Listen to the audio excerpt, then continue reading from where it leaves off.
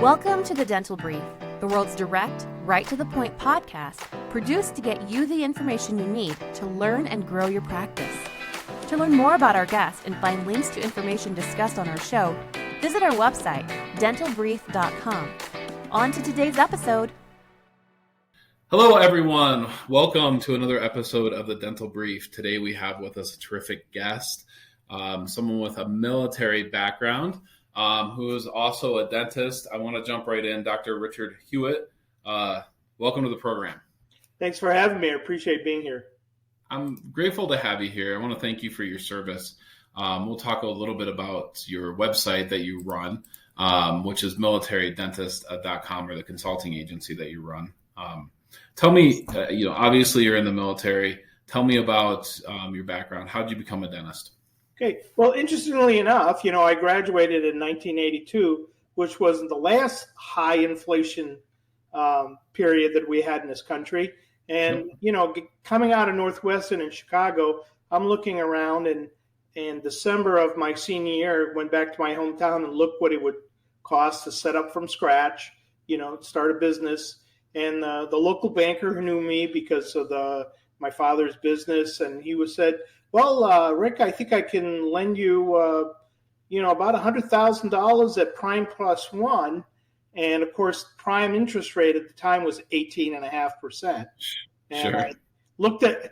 I took a calculator and did the monthly payment part of it. And I said, well, I guess I'll be living at home with my parents after I graduate, which, some people have experienced in this type of economy. So as inflation starts coming back with us here, this has sort of kind of invigorated me as far as making sure that dentists understand what kind of business environment they're getting themselves into right now. Yeah, and it's ever evolving, right? I know a lot of people say that, hey, they don't teach business in dental school. And, that's true. I don't know of any. I think there's a couple that have some classes, but a lot of the things that you learned in business school, if you did go to business school 30 years ago or 40 years ago, wouldn't even apply to the industry today. Isn't that true? That's true. I mean, most of the executive education that I got was mainly from in the military, to tell you the truth. As Sure. you go up in rank, most of the military, they concentrate on making sure that you have an executive type of management decision process. And so it doesn't matter if you're a dentist or if you're an artillery officer, they put you through those ropes. And, I want to let you know that my 30 years came up. I stayed in the reserves. My 30 years came up in 2012. But I look at some of the business courses that I was able to take when I was in the military as some of the best that I've ever taken. And a lot of the leadership and executive courses that I took early on in my career helped me a lot in my practice. Yeah, and it's. I just want to mention too, and just give a minute. Staying in the reserves that period of time, you certainly didn't do it for the money. So, running the successful practices that you've had and your track record there. So you clearly did it to serve, and I appreciate that, and I'm sure our listeners too. Thank you very much. It's nice for somebody to recognize that, but I almost had 20 years in it when 9/11 occurred. Mm-hmm. And it was already indicated to me that I was going to head up to Washington to head up a project up there. And basically, I had a long discussion with my wife. We had a small child. And I said, look, I don't think that they're going to be deploying me any place where there's sand, but chances are I'll be spending a lot of time in Washington, which was Sure. really a really interesting time, this country was going through. But, I was happy to help coming from the private sector. So, again, thank you. Let's talk about the private sector a little bit. So I know you built a very successful practice. I believe you sold that practice. Then you bought 4 more practices, combined them into one super practice, and had a great deal of success there too. Is that accurate? Yeah. So, what happened is I switched states. I was a native of Maine, and, I love, quote unquote, the 4 seasons, but my last 2 years in active duty were in Arizona. Then I went home. For the first couple of years, it was great. And then I realized, well, maybe I don't really want to spend all my time in cold weather. So I had bought I started from scratch. I had bought 2 practices to increase the volume of the practice, and I sold those both in 1994. Then went down to Florida, and it was way more feasible at that time to buy an existing practice, which I found in Vero Beach, and then eventually bought 3 other practices and merged them into mine, and then eventually sold that out in 2008. Yeah, so you've been around the block. Yeah. The let me ask you this question, and you know, I'll preface it by saying, as a dentist can oftentimes kind of get themselves into a bubble unintentionally. They get busy. They only see what's going on inside of their office. They have problems in the office. A lot of times they don't even know it exists because they're just so focused on their day-to-day. They're not comparing necessarily their practice to outside practices. And for a lot of reasons, they shouldn't do that. But they do get into this little bit of a bubble.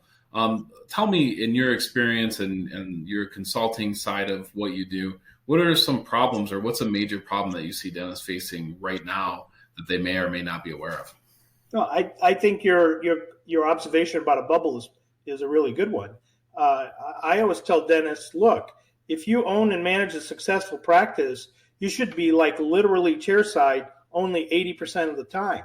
The other 20% of the time you should be devoting to the management and the way how the practice runs, and you have to have a consistent pattern of office input. And the other thing is, it's always good to get away and find out what other people are doing, and the best way to do that is to attend national meetings and ask people that are really not essentially in your backyard and tell them what they're doing. You can do that you could do that with peer groups. You can do that with dentists that are older and younger with you, but it's always good to stay current. The good news is with social media today and with the availability of the internet, there's just an incredible amount of knowledge that you can, get in various areas, and it doesn't all have to be in the dental pathways. I mean, you should subscribe to internet newsletters that have to do with business, that have to do with human resources, etc. And there's a lot of good stuff out there that you just have to look for it, like everything else you find on the internet. But there's some really good stuff out there that you could, and that should be part of your quote unquote education in 20% time to improve your practice. Sure, that makes sense. So in working with peers, for instance, I know, some study clubs, it seems like they're kind of declining a little bit. What do you think about kind of seeing a revitalization there? I mean, do you think that's something that you suggest dentists to get involved with, get into a study club, talk business from time to time, not just clinical in those study clubs? That makes sense to you? Yeah, I think so too. But you have a changing demographic in dentistry right now. Every dental school right now is graduating more women than men. And there's going to be a real, and there already is, a large change on how dental practices are run. And if you have a lot of women that are practice owners, they're going to have to balance the practice side of their life along with possibly the family side. And what you see often with women dentists is they marry another professional, sometimes even another dentist. So, well, that doesn't make it any easier. Actually, it could potentially make it harder, because when you throw kids' soccer matches in there, it becomes literally a spreadsheet as far as who gets to go to the games and who gets to pick them up, and et cetera, et cetera. I think those are all challenges that are going to be met very easily by the future workforce. But I think what's happening is there's going to be a more demand on time. People are going to have to really spend a lot of time on time management, and time management is they're going to have to really monitor the amount of time they spend on their cell phones. And and as far as quality is concerned, I have no problems with the next generation getting their information on a cell phone. However, it's going to have to compete with all other aspects of their professional and personal life. Yeah. Phone addictions is something that everyone suffers from. I think anecdotally, I would guess probably 90% of the country is addicted to their cell phone. It's pretty high. I'm struggling not to look at mine right at this very moment. So it's a pretty typical thing. And you're right. That's a lot of time. I think if you calculate the amount of time that you spend on your phone doing meaningless tasks, it's probably a couple hours per day. I mean, that probably equals a whole work day per week, and a month over a course of a year. So it's certainly a lot of time. You talked about inflation starting your practice back in a very high inflationary period of time that we're in now, and assuming that we're going to stay in this period of time here for a little bit. What's some advice that you have for dentists that are dealing with this? I mean, their pricing is always behind what they're paying, right? A lot of people set their fee schedules for the year, right? But I think we're about 8%, 10% month after month after month, which means costs have gone up significantly. And if you're not changing your fee schedule, you're in trouble. Tell me, what are some things besides doing that the dentist should be looking at and doing right now? Well, you sort of read my mind on that one, because that's the number one thing you do. If you have not changed your fees this year, you're behind the curve, period. And let's just say that we go back to inflation that was what was called normal, which was around 2% a year, when that's where the Federal Reserve doesn't really, have any hiccups, and, you don't see a lot of material on the business newsletters, talking about it.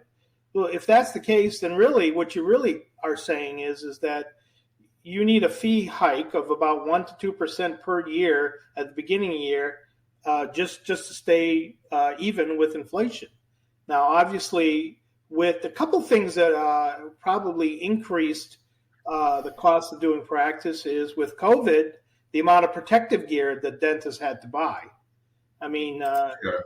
Anybody looks at masks, gowns, disposables, and sees how much of that stuff is, gone up in price. I remember pricing all that stuff when COVID started. I was amazed at what simple surgical masks were going for compared to others, and I was advising my clients right then and there, you need to check, your fees up. And, Sure. Again, you have to re-examine the insurance companies that you work with. Some of the insurance companies won't let you increase their fees more than once every 2 years. So that means that you're going to have a larger fee increase in the interim if that's the case. Right. They're not the ones that are paying salaries. They're not the ones that are paying the supply bills. And whether or not they quote unquote approve of your fee hike, that's one. The other thing is you're going to have to re-examine your wage structure in your practice. I think that's one of the things you're going to have to look. You're going to have to look at how you compete with other offices. And again, I think a lot of this has to do with the benefit packages.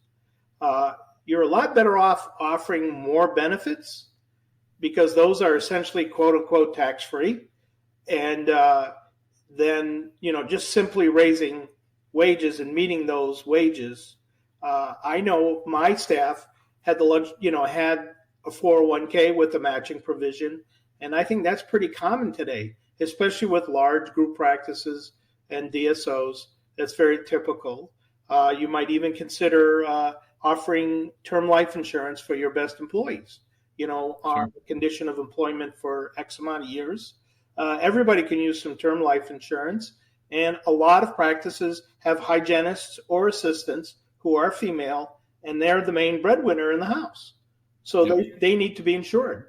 And that's part of risk management. And that's just good practice as far as running a business. Sure. Yeah, that makes sense to me. Let me ask you this last question, Dr. Huot. And again, your website is militarydentist.com. I know you do consulting work with dentists across the country. Tell me, who's an ideal candidate? Who's a solid candidate to work with you? I think some of the most successful candidates that I've had are people that are, and they're not necessarily all coming out of the military, but they're making a transition in their life.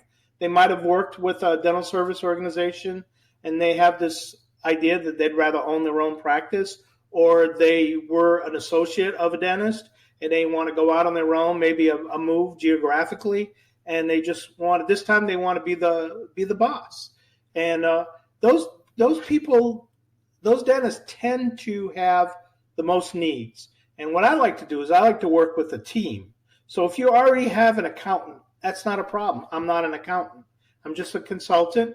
I do have financial background and obviously management experience, but I'll work with any group of professionals in a team-like manner. There's just very few consultants can do all consulting. For instance, human resources is almost state-specific. So, I can lead you in the right direction as far as where you can get information on that, et cetera. So I think that's a great market, people that are getting out and they're young. The other thing I can help them with is financially as far as their retirement plans. I do know a lot about it. I've gone through the College of Financial Planning, which is in Denver, and I'm currently in the Chartered Financial Consultant coursework right now. So I can show young dentists how if you put away a little bit of your money every year at the beginning, it pays off at the end. Sure. Einstein said that compound interest was the most incredible natural occurring thing, and I think he was right when it came to that. That's right. Yeah, I think more millionaires are created from actually investing than any other thing on the planet. Isn't that correct? Yeah, it's. I always tell young dentists, I said, look, you don't have to be in the hottest fun right now. What you have to do is have a consistent saving pattern, and if you're consistent, it's okay to hit doubles all your life instead of always hitting home runs. Because if you hit doubles all the time, you're going to end up having just as good a batting average as if you hit a home run every other game. Sure, that makes sense. One more time, the website's militarydentist.com. Dr. Huot, let me thank you for your service and thank you for coming on today. I really appreciate that. Patrick, it was a pleasure being with you, and I appreciate your deference to the military service, and good luck to you. Thank you for joining us on today's episode. Did you know you can weigh in on today's topic on Facebook? Search The Dental Brief on Facebook or visit our website, dentalbrief.com, and just follow the link. We look forward to having you join us again on another episode of The Dental Brief.